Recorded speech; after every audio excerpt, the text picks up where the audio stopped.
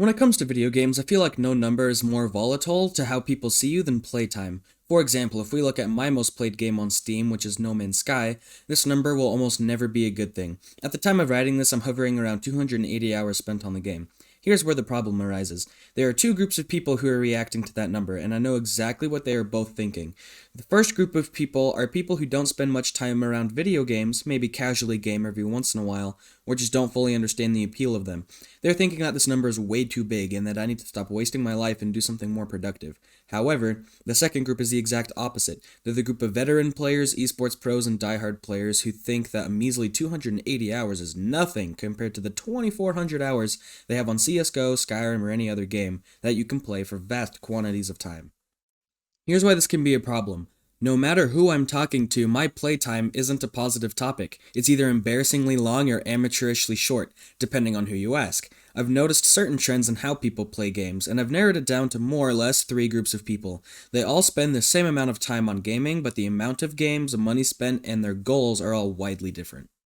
I'm going to call the first group the investors. These are the people who game as a hobby but don't dedicate much time or money to it. This is why when they do get a game, they make sure they get exactly what they want from it. These are the people who don't worry too much about graphics and cosmetics, etc. These people tend to have more limited game shelves because they only get games when they are really planning on getting their worth out of it, hence the name investors. You can expect these people to buy a single-digit amount of games throughout the year, and spend enough time on said games to guarantee that they beat, experience, and get the most worth possible, usually ranging from 50 hours to a few hundred, depending on the game. Whether it's Elden Ring or Splatoon, they'll ensure they finish the main quest lines, get all the gear, understand every system, and make sure those paychecks were well disintegrated. Let's go down the line to the next group of people. They are what I like to call the aficionados. The core idea stays somewhat the same to the investor with a major difference. Instead of a single-digit number of new games every year, these people can count the amount of new games on the hand of a frostbitten hiker of Mount Everest.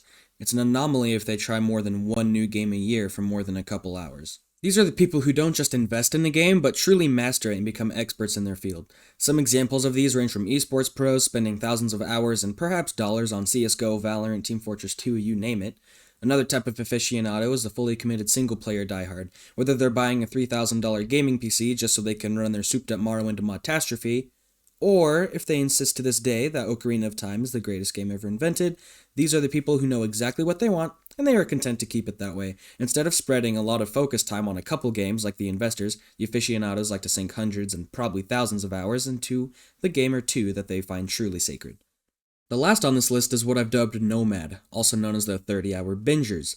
These people are the complete opposite of those 360 no-scoping lineup Larrys, even if they wish they could.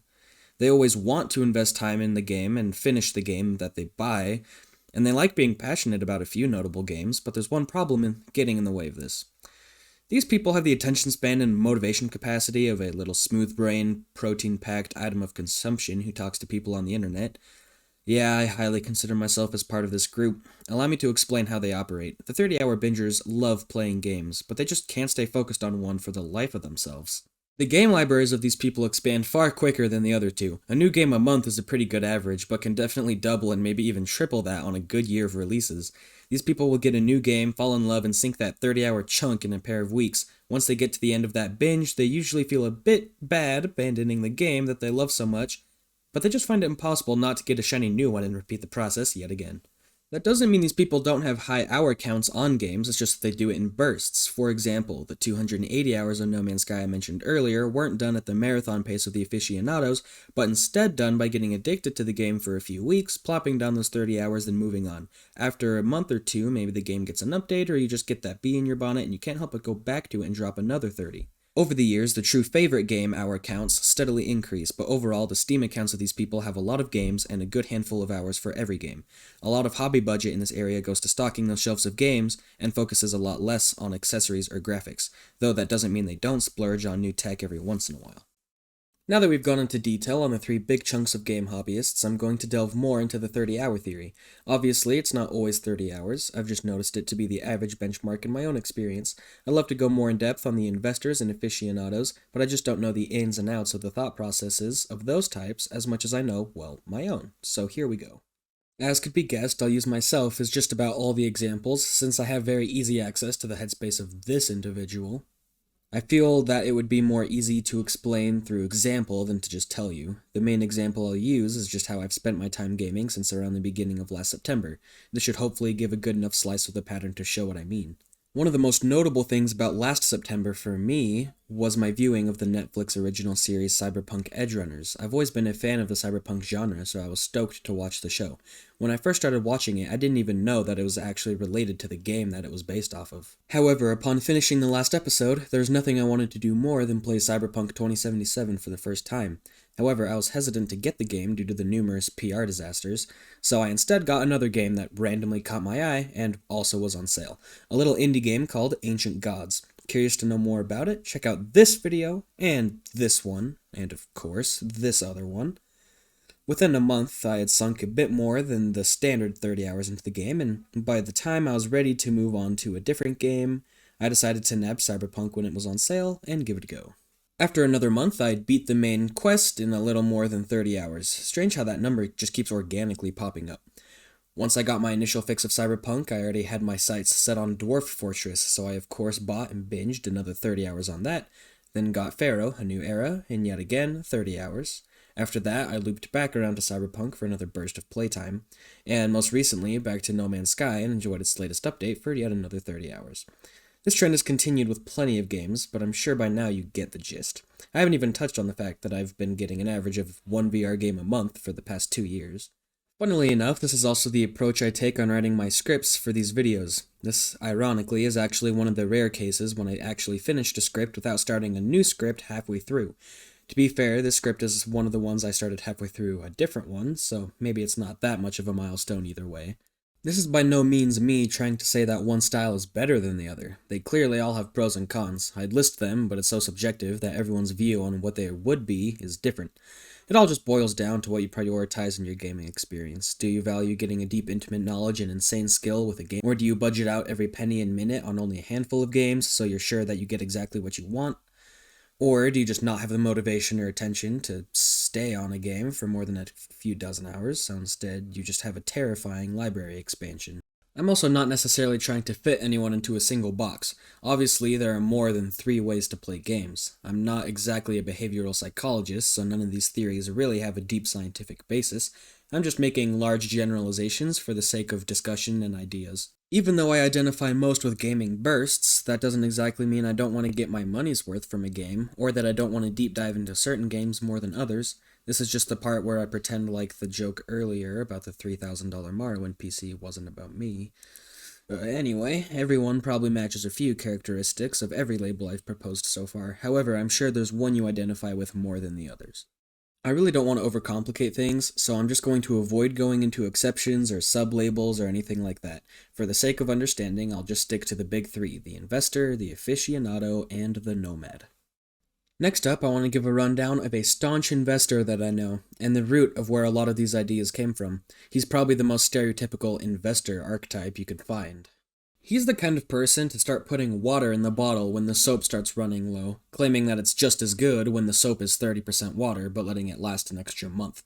This is also the same person who built a YouTube channel entirely generated off of AI, before anyone else started doing it, might I add. You should check that out. It's only the most cursed thing you'll see today. I can think of 4 games the investor bought this year, and bless his frugal, stingy heart because he milked them for all they were worth. Well, except for one. We'll get to that later. First, he got Splatoon 3 and Xenoblade 3, both of which took him about a week to finish, not because he lost interest, but because he spent every waking hour of his life making sure he got every last bit from those games. After he did that, I bought Dwarf Fortress, technically as a gift to him, but mostly as an excuse for me to play it. Now don't get me wrong, Dwarf Fortress had me ensnared for a good month or 2 of addictive bursts, but the grip it had on our investor here was undeniable. It's quite an experience going to check out a computer room at 3 in the morning and seeing his bloodshot eyes intensely focused on the colony of little men that reside on his laptop screen. Mildly worrying, but nothing terrible. That's what I thought before I saw his second monitor above the laptop, a Google Chrome window with more tabs than there are Final Fantasy games, each one some random article on a Dwarf Fortress feature or forum. The only thing that stopped the dwarves from brainwashing him was the little game that most people haven't heard about, if they live under a rock. Elden Ring is a game that we decided to go halfsies on during Christmas. After about 10 hours, I lost interest because I had a hard time wanting to play a game where each low-level enemy has the same difficulty of the final boss fight of like 67% of games. Our investor, on the other hand, not even his penny-pinching phalanges could make it through the game. He gave it as much time as he possibly could without needing to quit his job and sell his soul to min-maxing. That didn't stop him from exploring just about every area and every little hidden detail in the world, though. He still ended up doing just about everything up until the final run of bosses that are about as hard as the supposed fail rates of the Try Not to Laugh challenges. So where does this leave us? Boy, am I glad I asked myself this question because it just so happens to perfectly tie into my conclusion. Thank goodness those lined up because I was having a hard time finding a transition. To sum things up, I decided to accidentally rile a bunch of internet strangers up by coming up with a bunch of imaginary boxes to group people into, because that always goes really well. Jokes aside, I think the investor, nomad, and aficionado are the three biggest styles of what makes people tick when it comes to their game choices, and especially playtime patterns. By no means am I trying to say everyone is exactly the same, or that any of these perfectly describe a single person. These are just theories and ideas intended to help better understand how real people think, not imaginary boxes. As I said earlier, I'm by far a nomad, but that doesn't mean I can't share some characteristics with any other classification. So what do you think? Do any of these tropes resonate with you? Is there some sort of style that I missed? What's your most played game?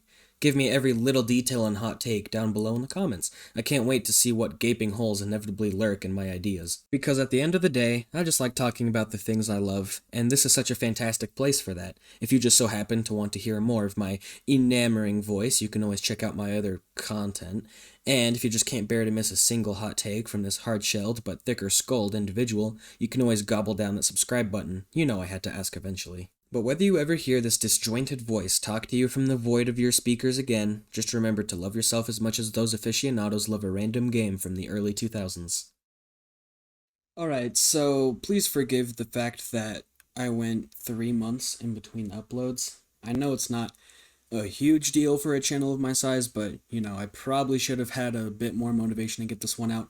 Kind of ironic because I talked about how I just can't stay focused on anything for more than like an hour or two. And that's kind of what happened with this video, so I apologize that I didn't upload anything for a bit, and that's kind of why it's a little light on the editing, because I'm just trying to get it pushed out so I can finish the Ancient Gods Part 2 and 3 as soon as I can. So subscribe, stay tuned for that, but yeah, super sorry, and I'll see you guys next time. Talk out. Yes, I made that stupid taco out pun again. I'm deeply remorseful. I'll see you next time. Bye.